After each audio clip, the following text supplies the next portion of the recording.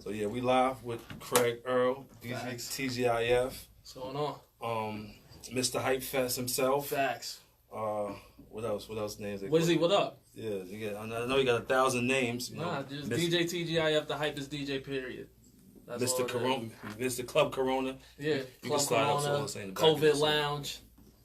Wind Down Wednesday. Mm-hmm. You know the vibes, man. We here. Yes, sir. So we definitely appreciate you coming to the show. I don't want to listen to the joint too. You see all this in there? I was saying move it up if you can. Yeah. Definitely appreciate you coming to the show today. On short notice, we ran into each other outside. Yep. And yeah, we just want to know. We got the people want to know. How you get started, and what the Hype Fest is about, and everything. Pretty much solutions. The show's called Solutions. Because a lot of times we talk about the problems that we got going on right now. We got the pandemic that we just got through. We talk about the systematic racism. We talk about the redlining. Had Urban talk about the redlining. And now I want to talk about the vibes that you give when people, Word. What I mean, when it's needed. Right. That's right.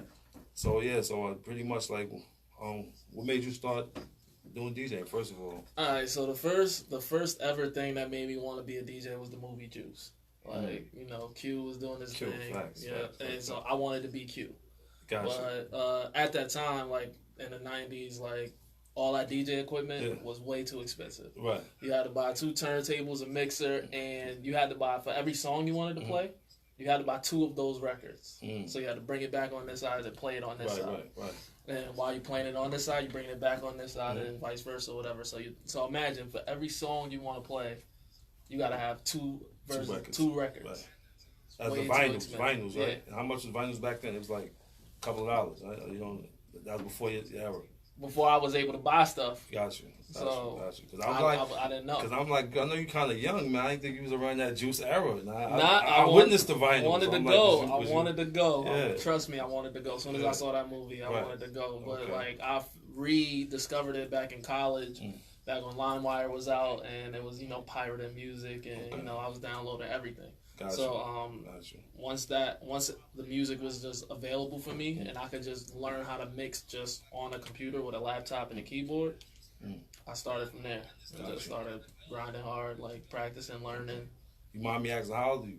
I'm 33. 33. Okay. So you're still fairly young. And I think the first time I saw you DJing, or the first time I met you was in Sneaky Peeks. Around Sneaky Peeks time, right? I was like, I think it might have been like 2000. I came on 06, so I was like maybe 07 or something like that. I want to say 08 and 09. Right. Okay. Yeah. Okay. So what year did you start? I started New Year's Day, like New Year's Eve, 2008. Okay, got you. That was your first gig. First gig. It was at Sneaky's? Nah, it was at PSP actually. Oh wow. It was like it wasn't PSP before. It was the PSP. Yeah, it was PSP, the other one across the street. But it was somebody had asked me to DJ, like fill in for a DJ like the week before. Cause I had already been practicing and telling people like, yo, like give me a shot. Yeah. And somebody DJ didn't come, but their equipment was there. So they was like, yo, you can just spin on their equipment, whatever. He had a bunch of CDs. And I played with it, but like, they was like, oh my God, you did amazing. I was like, yeah, next time let me bring my stuff. Gotcha. That next time happened to be New Year's Eve. So was you confident your first time? Yeah. Okay. Because I had practiced 8 months. Like 7 days a week, 8 hours a day, 8 months straight. So you was ready. Before I got anything. You prepped up, ready to go. Ready. And I know PSP is a different crowd. It's like, I know you got like back then it was like one side you got the hip hop, the other side you got like the rock, not the rock and roll, the pop, right? It was like that when you was there? Yeah. Okay, so but it was a lot of people that just came to see me, support me. It was my first real gig. Got you. But the funny thing is, I said I was going to bring my stuff. My stuff at the time was a big beige IBM desktop computer. Wow. Like the big joint. Right. Like with the fat screen. So you had to come through with the cart and put on the... And the speakers, it was like my mother's entertainment system. And she had these big speakers, like these big speakers, and I brought all that to PSP. That's crazy. Okay. But you rocked out, though. Oh, I killed it. Yeah. Okay. And after that, you just started getting gigs just from kept going. Yeah. Dope. I think it was you. I met you. It was you and I think it was Lahaz. Yeah, Lahaz. Y'all was just a rock together. Y'all was rock. My brother. Y'all used to get there, start dancing like Kid and Play. Like facts. Yeah, that's my brother. I remember that. So these kids is nice. That was a good vibes. So pretty much you started being a DJ in 2008, right? What was your worst times that you had, like the worst times as being a DJ? Because I know sometimes a lot of DJs is real competitive. Right? I've never really concerned myself with like the competition of it all. Like we all trying to be the best at what we do. Like the toughest time for me was the police like basically blacklisting me, like in blacklisting events that I did or whatever. Like they would call venue owners and be like, nah, like TGIF is on it, nah, you can't do it. Wow. And it was like, you know, behind the Migos stuff, like it was behind a few events that like things I was DJing and things had taken place at. Okay. But I'm if I'm doing all the events, right. Of course the joints that something happened, I was doing those too because I'm doing all of them. Right. But yeah, it was about a year and some change that the Albany Police Department had me on like a blacklist. Yeah, blacklist. So you couldn't work at that time? Or? No, I was out of town. I just started DJing. Like once venue owners that I worked with, and I called them and they were like, "Yo, we can't because da da da da," and like one of the owners actually moved out of here, and she told me, she was like, "Yeah, as soon as they saw your name on it, they reached out to me and da da da da, tried to tell me I couldn't do it." So you got to take your show on the road. Yeah, gotta go on the road. So, did you already have a following out there, or did you have to create the following to go on the road? I had to. Well, the funny thing is, my friend throws parties in Boston. Whatever, he's my man. He's from Albany, so like, it's your network. Your network is going to expand and go on and do things. And network is your network. Just stay connected to them. You feel me? So, one of the things was like I knew somebody out in Boston. They like, "Yo, Craig, you got a DJ out here." I'm like, I mean, let me hit up Duke. I hit up my man Duke, and he's like, "Yo, I've been meaning to reach out to you." He's like, "I got this boat party. I want you to come through." And I was like, "All right, bet. This is the boat party. Turn up boat party." He's like, and so I get to Boston. He's like, "Yo, I got good news and bad news." And me, I'm like, "Give me the bad news first." Right. He's like, "Yo, the radio DJ, the bar, and Joyner Lucas are all performing on the first floor. All of that's on the first floor." That was the bad news. That was the bad news. Right. I said, "What's the good news?" He said, "The good news is I could get you like 30 minutes on the main floor. I don't know." Oh, he said the other bad news was they only sold like half the tickets. So it wasn't. So it was like, most likely everybody was just gonna stay on one floor because that's where the bar was, Joyner Lucas was at, all the performers, and the radio DJ. So nobody knows me. So I was like, "Yo, don't worry about the 30 minutes. I'm going to just rock out on the second floor and we'll see what happens." So I start DJing or whatever. And like 10 minutes into my set, this girl comes up to me. "You the best DJ I ever heard." I'm like, "I'm just getting warmed up. Right. Come back to me in like an hour. We're going to see how you feel." Right. That hour went by. Everybody on that boat was on my floor. Wow. To the point where... where the DJ radio DJ, they gave him 30 minutes on my floor. Wow. Joyner Lucas performed on my floor, and then after that, they was like, "All right, you got to get back on." Official. And ever since then, I've been out there for 4 years now, consistently. So that's work. So you created pretty much your own lane. Pretty much. Wow. Where you from? I was born in Brooklyn. I'm from Albany. Anybody ask me, I'm from Albany. Okay. Like, this is where I grew up. This is my home. Right. Feel me? Okay, dope. So, I mean, like, so for you to come out of Albany and create a lane like that is pretty much empowering. Like, what would you tell some young brother that maybe want to get into the DJ and feel like don't know where to start? How would you, like, how would you, like, what type of advice would you give them? One of the things that I would say is that, like, being in Albany, you don't have the same type of market that bigger cities have. You don't have the New York City, the LA, the Miami, like the Boston, even the Philly. You don't have that big city market. And so you have less resources to do these things. Right. But what I will say is, if you can do something in Albany, you can do something anywhere on the planet. Right. Because if you could do with this little bit of resources, when you go somewhere that has the whole thing wide open, you go in there and kill. Right. They not used to hungry people. Right. And what other spot you DJ at before? Miami, Philly, Houston, Boston, New York City, DC. I love Philly. Is that Philly? Yeah, Philly. Yeah, I love Philly.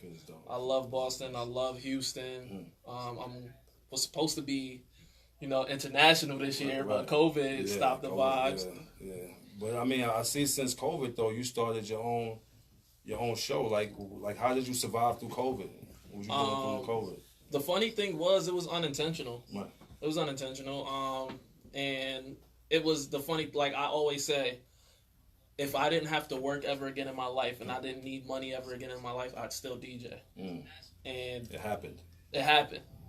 Or it was like, would you still DJ if the money wasn't in it? Right. Yeah. And it happened. Yeah, right. It was COVID. Like I couldn't do no clubs. Right. So I was like, I'll just DJ from home.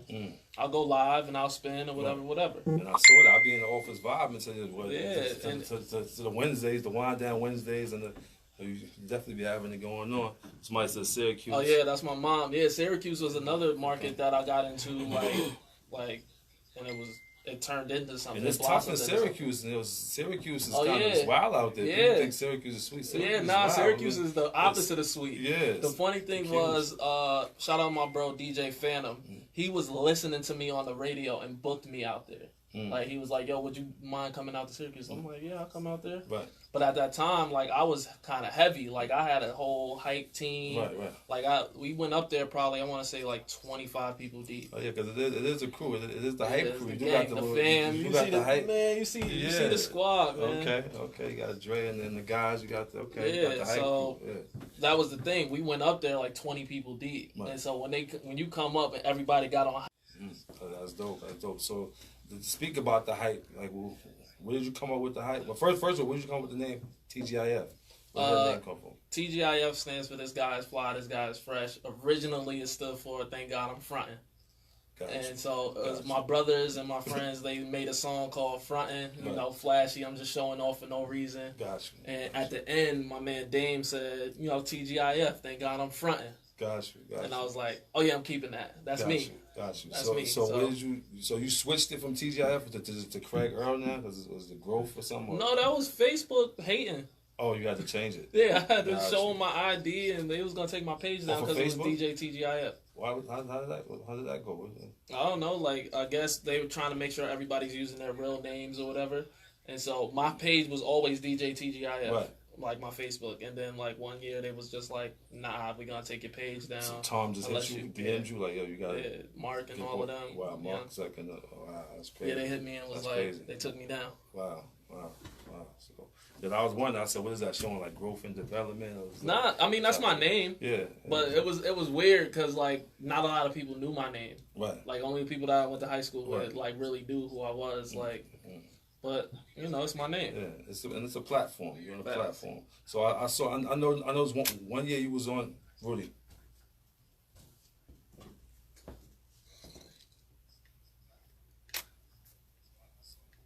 I know one year you was right, and then I think what did they fire you off the radio station or something? What happened with that? So I was on Jams 96.3 for 7 years, and I got to a point where I thought that where I saw my career and where they saw my career were two different things.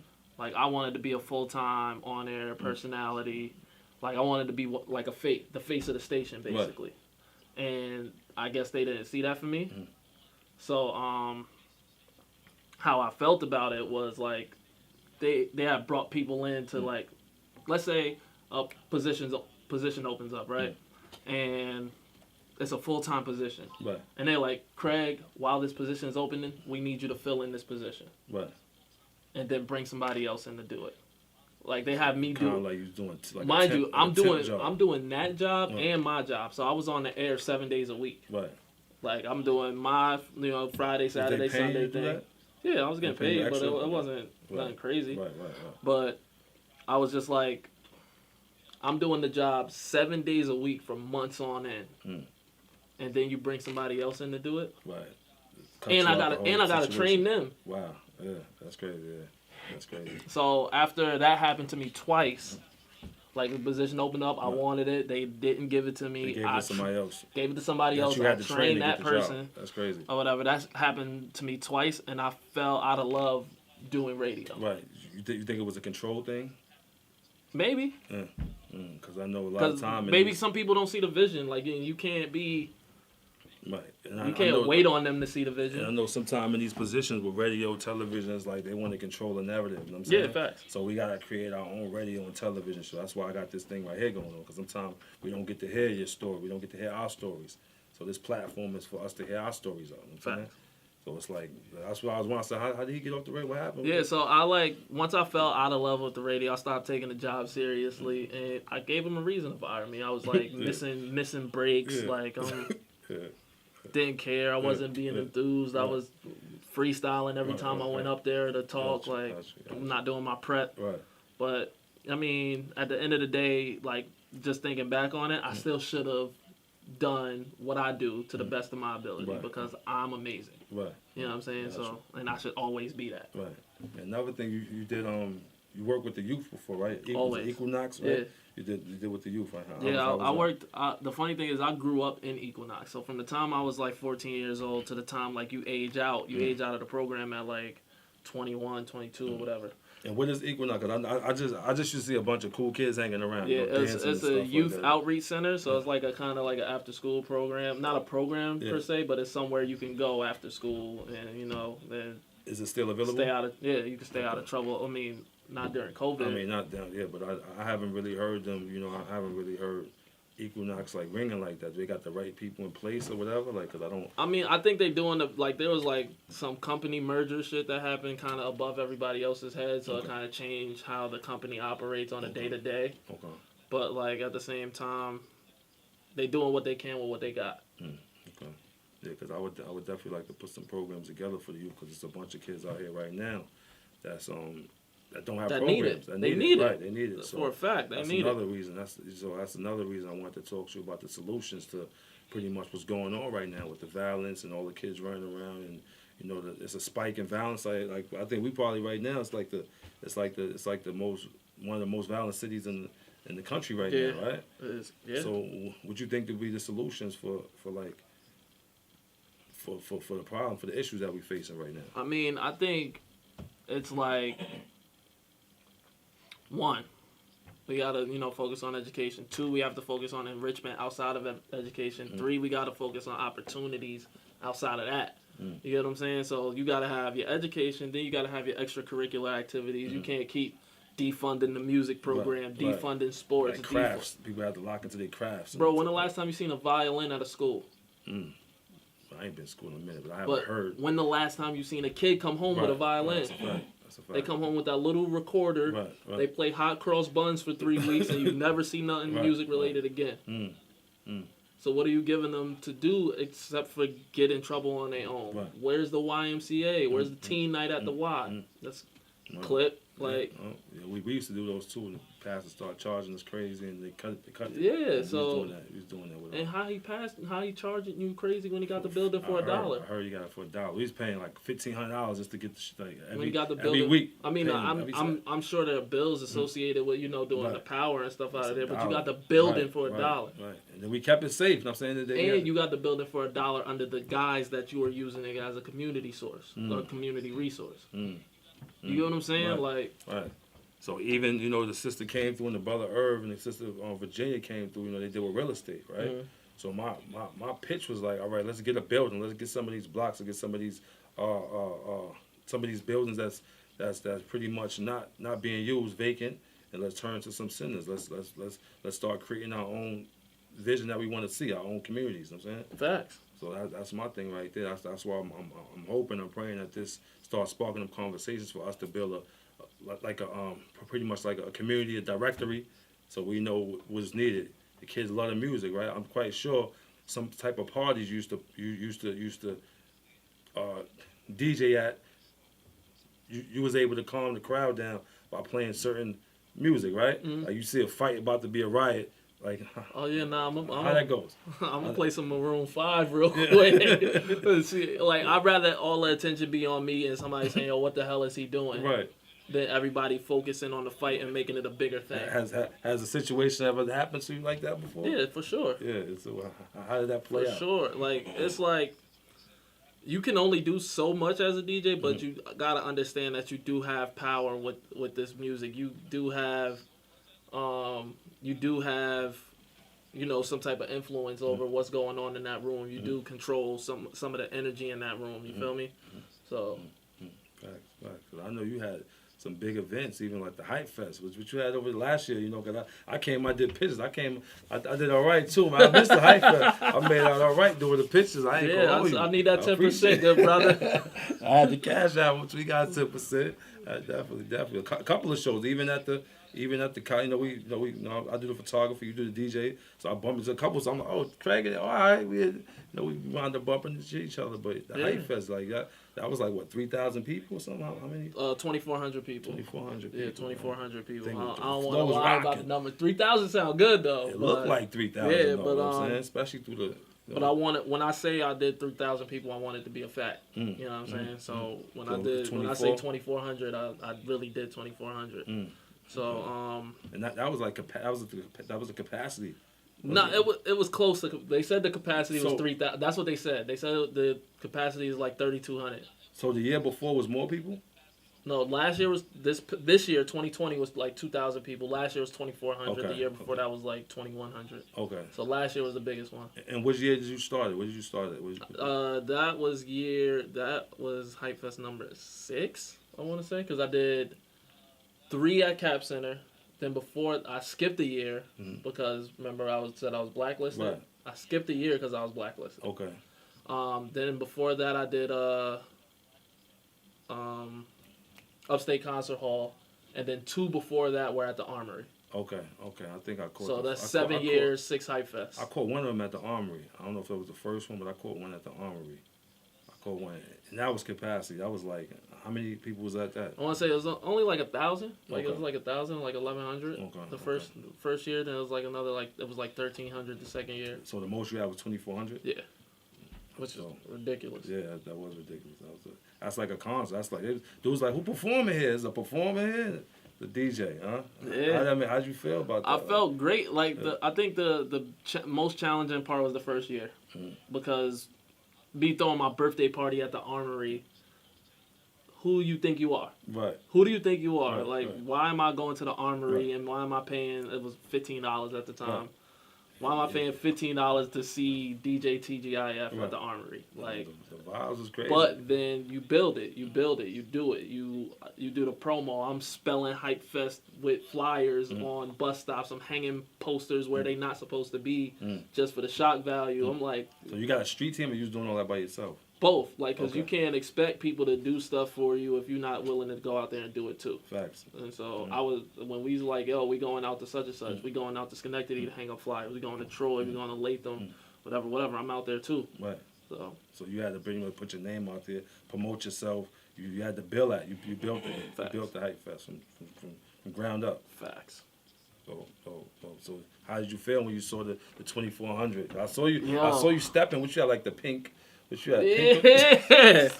I had to last year. No, that was this year. That was this year. Yeah, you had last year I had the gold, the silver. No, I had the Frank Lucas fur on. Right. You had the Frank Lucas. That's when I came. We did the picture. We did the picture. I had the black with the gold buttons and all that. You came. That's okay. Yeah, that was dope. So, what was your best times though? What was your best times?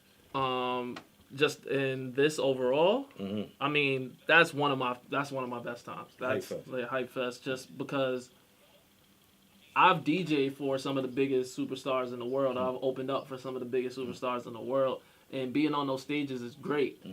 But like knowing that they coming to see you, right?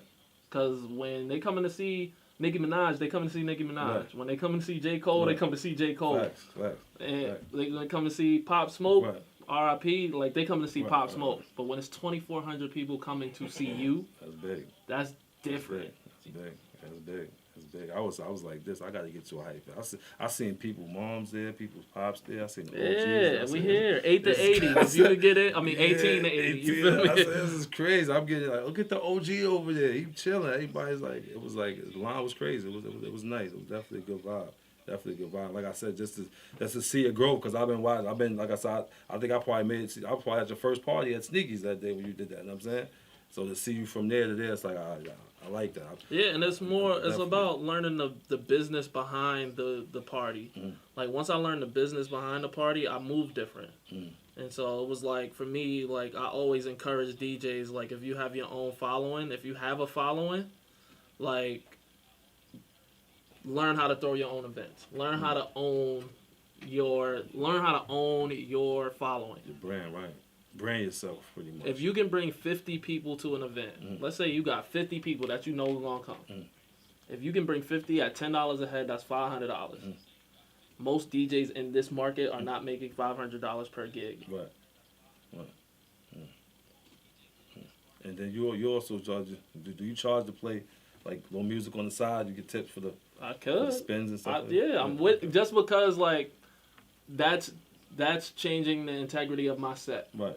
Like, I'm going to play what I think is rocking, but if you want to, slide something in there, you got to compensate me. What's the most you got tipped, though, on the side? What's the most?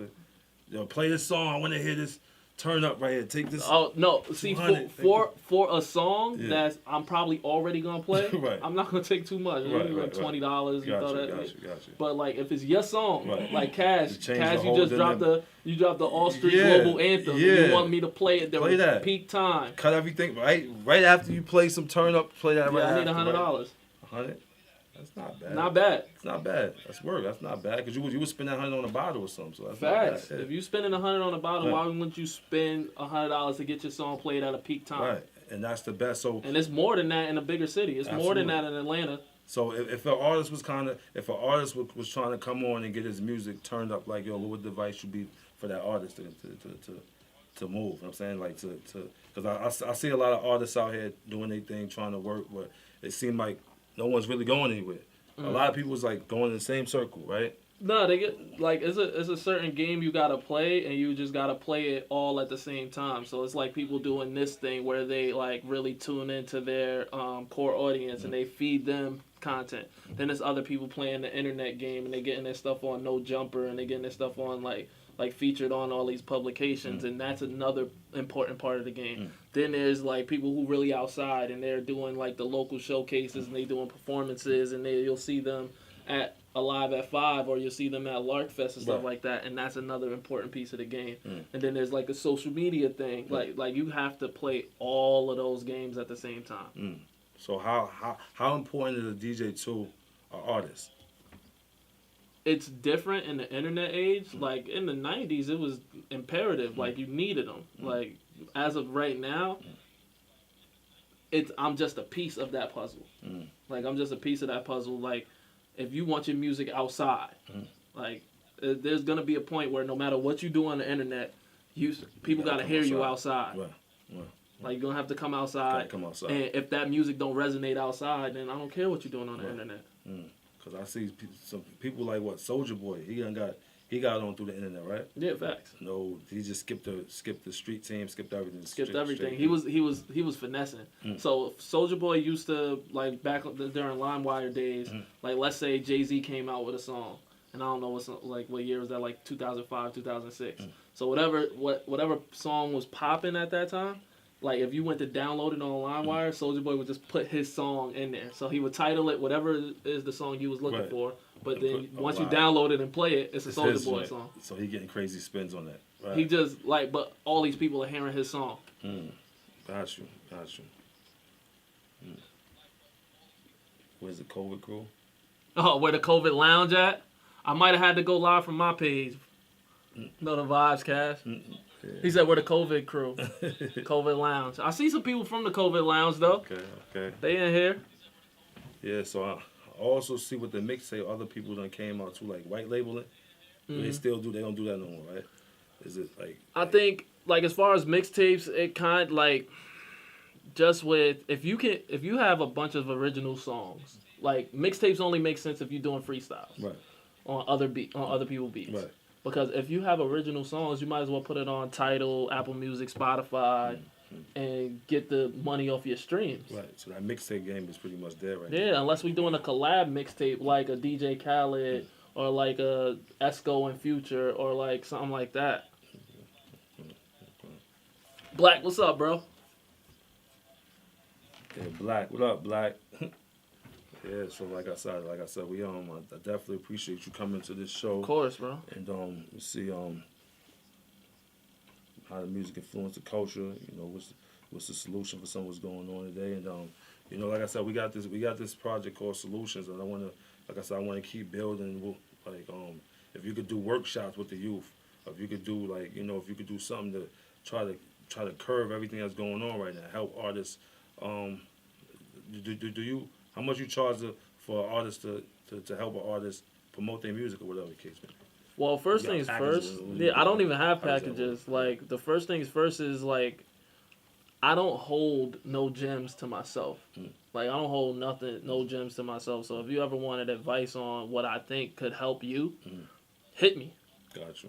You know what I'm saying? Like, and we'll just talk. Like, you're meant to teach what is taught. Absolutely. And so you learn something, you share that shit. You feel me? So like that's what I'm down with. But like if it's like if you hit me up for a service, that's different. It's a little different, right? That's different. If you want, if you want me to promote, that's a job. Yeah. Gotcha. You feel me? Like if you want me to spin music at a party, that's a service that I'm providing. And so I need to be compensated for my service. Absolutely. But gems, like the conversation, I'm gonna give you that. Right. Gotcha. And what you do with it is what you do with it. Gotcha. So what other projects you got going on? Because I know you got man. I know you got a lot of things going on. You got the podcast going on. I'm recording. I'm two podcasts. I'm simultaneously recording two podcasts. I'm getting 10 episodes in the clip before I release any. Okay. That's smart. Then I have a clothing line that's on the way. Okay. What kind of you want to just wait till it comes out to talk about it? I kind of want you to see it. When you see it, you're gonna know. Like the thing is with me, the clothing brand. I want you. If you know me, you know it's mine. If you don't know me, you just think it's a cool shirt. Gotcha. You feel me? So like, whether you know me or not, you're gonna like the product I'm putting out. What inspired that?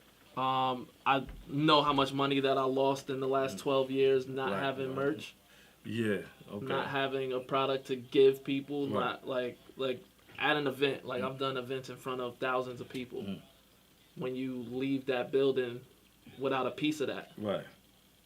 So much I just left on the table. Gotcha. So 12 years of just leaving money on the table. Yeah, so you gotta be like, yo. It's definitely a lot of. Some people want a souvenir. Something they can. Then your audience came from like last half Hype Fest. Where did they come from? All over. What different cities came through? Florida's always they always come through. North Carolina comes through. Boston came through. So would you just book hotels? You just book this? You just call? They do it? Nah, they do what they do. They just pull up. Just show up. Okay. Yeah. Okay, I'm coming all the way coming through.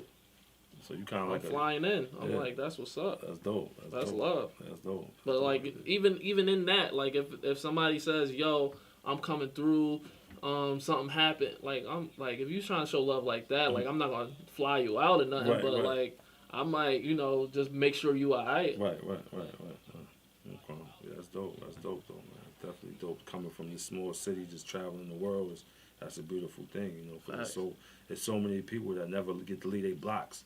I mean, so many people that never get to leave their areas, Right. We deal with the downtown, uptown thing. Some people never get this out the city. Yeah, the funny thing is, if you keep doing what you're doing and you growing and like being like, just keep evolving, you outgrow all that. And not to say you outgrow where you from, but like you transcend. Like I was from downtown, now I'm from Albany, and then I got bigger. Then I'm just from the 518 because I was DJing in parties in Schenectady, and they like. Nah, that's TGIF. He good because it used to be all Schenectady, all Troy thing. Right, facts. But you get big to where you transcend all that. So where I wasn't just from downtown Albany. I'm from the whole 518. It's gotta keep working. I'm from New York when I'm in Texas. I'm from New York when I'm in Boston. I'm from New York when I'm in Miami. Just keep working. You know what I'm saying? And I'll be from the United States when I go overseas. Right. So you go as you keep growing, you're gonna transcend all that. Excellent. So what's your where do we see you at in another, say, 5 years from now? 5 years from now, well, this year I'm dropping a song. Are you singing now? No, I don't sing. What are you doing? I DJ Khaled things. I Gotcha. executive produce things. Got you. So You you know got what I'm artists? You have artists No, under you? I don't have any artists under me, but like I'm working with artists to release music. Got you. And so like we're collabed on a song. Like I got writing credits on the song, I got production credits on the song, but it's like a partnership, and we gonna release a song. Okay. Got you. Okay. And so that could lead somewhere, could not, but we're gonna see what it do. You know, the clothing could lead somewhere, could not. We're gonna see what it do. Of course, I want to own my own club or a lounge or whatever. I want to own my own establishment, and just I'm working on a film project this year. Okay. So I'm just. And then you got your businesses pretty much LLC and everything like that. Mm-hmm. So they got different business loans and stuff you can get to. I'm not from that. Okay. I'm not from. I'm that. not either, but I learned. I just learned about it. Right. I'm like, yeah, and it's important. I'm gonna try it. I'm like, I'm gonna try that because it's like you could get funded $250,000 just off your credit, your idea, off your credit, and off your name. Right. Right. If you could bring 2,400 people out to see you, I believe that you could pay for that spot, and within a year or two, right, you get that money back and get something crazy. So I just found out, us, we're not accessible to know. But I'll be 39 next month. I'm just figuring out. I'm just learning about this now. My thing is, I'm not trying to borrow no money from nobody. Got you. I heard you. Yeah, I'm gonna make it, and then we're gonna invest it. Got you. I can't see that. What you saying? Just say it. Oh, talk louder. Oh, okay, I told you, project and connect. My voice is a little hard. I don't know. He might have to do it. I don't know. You want to be sleepy and sexy all over here? Like, why are you trying to put the that's just my tone. Quiet Storm voice on? That's just my tone. Just talk, bro. Just my tone. Trying to put the Quiet Storm on. That's my tone, man. Erica, I appreciate you. Yeah. And Wiz, you know what's the vibes, bro. Let's link. Yeah, Wiz been on it. Wiz, that's a fact. Wiz the bro. Yeah, like Wiz, that's a fact. Young Hoffa. Yeah, so 5 years of club. We see you in the club. We see you with the clothing line jumping. So another thing with that, what you about to say? I would say like people like when you're in a smaller market, like there's a high ceiling. They say I'm a big fish in a small pond. And they say there's a ceiling, and like for me, like one, I haven't reached my ceiling as a DJ yet, but like I feel like I've done a lot, but I'm not even close to I'm not even close to the second floor as a businessman. You know what I'm saying? Like there's so much room to grow in this area as a businessman. Right. And that's where I'm at. And it's like taking my craft, because I'm gonna do that every single day for the rest of my life. But it's like how I apply myself in these other areas as a businessman. Got you. So I mean, like you say, you're not from the loan, the loan or the borrowing money. Like what type of, So how'd you get your startup? How did you get your startup? Like how did you, like you get it from the ground? Yeah. It's from the ground. I told you I had a desktop computer. Right. I had a desktop computer that was given to me by the Albany Housing Authority, because I worked for their summer youth, I worked for their summer camp program. They gave it to me at the end of the summer. From the ground up. And I did a party with that. I got paid from that. I did a couple parties off of that. I got a smaller desktop with a flat screen. I did some more parties. I got a laptop. I did some more parties. Got a little controller. I kept growing, and then I end up like a year later. I got a MacBook. Then I got turntables. Then, you know what I'm saying? Like that was a gradual, literally from nothing. Gotcha. So what's the worst situation you've been into, like in the DJ, like? Cause I know it'd be shootings, it'd be that's probably the worst. Stabbings, it'd be all type of stuff goes on in the club. Like, what was the worst DJ said? Anybody ever come through snatch the DJ quick, try to? I ain't going for all that. I ain't gonna say I'm a tough guy, but I ain't going for all that. I treat everybody with respect. Right. I expect respect. So I'll come and bump your table. Nah, and all we ain't doing all that. Yeah. We ain't doing all that. But but being in a building where a shooting happens or somebody lost their life at a party that I DJ'd, and I'm just like, mind you, I'm crazy. So like when the shots went off, like I didn't like I ducked initially, and then I thought my sister's in here. Right. Where's she at? Right. So I'm up already, and shots are still going on. Right. And then I also understand that I'm the only sober person in the building. I don't drink, I don't smoke, I don't do none of that. So you're super focused. And so I'm focused. Right. And so once it was like 5 or 6 people shot. I'm running to people saying, "Oh, this person's hitting the stomach. EMTs, y'all gotta go to them first. Y'all gotta go over here next." Like, and I'm directing stuff. Like, I'm supposed to be getting up out of there for real. And you're making sure everybody good. Making sure everybody good. And I've always been like that. Like, so. So is it always making sure drunk people was getting taken care of, like all that type of stuff, bro. Like, so definitely a lot going on in the club. Besides just the fun and the games and all that. Facts. Right? Yeah, folks. Like I said, definitely appreciate you coming to the show. And like I said, you got anybody else got any questions out there? Yeah, yo, shout out to Mario. Shout out to DJ Hollywood. Don't forget the 8. Shout out to Erica. Shout out to Wiz. Yo, Erica, we ain't gonna talk about that. We gonna keep that. I got you though. You know the vibes. Yo, Rudy, you got anything you want to say? No, I'm good. Okay. So yeah, we like I said, if y'all got any if y'all ever want to find DJTGIF, Craig Earl, he's online. He's on Covert Lounge. He got Wednesdays. Wind Down Wednesdays. You know the vibes, man. Each and every Wednesday start at 7. We end at. I try to end at 9. Y'all be keeping me on there till 11. So, hey, you got to tip the DJ. So you tip the DJ. And tip the DJ. We can keep the vibes going. So yeah, we out now. They got Wall Street. We got all streets. We building. Facts.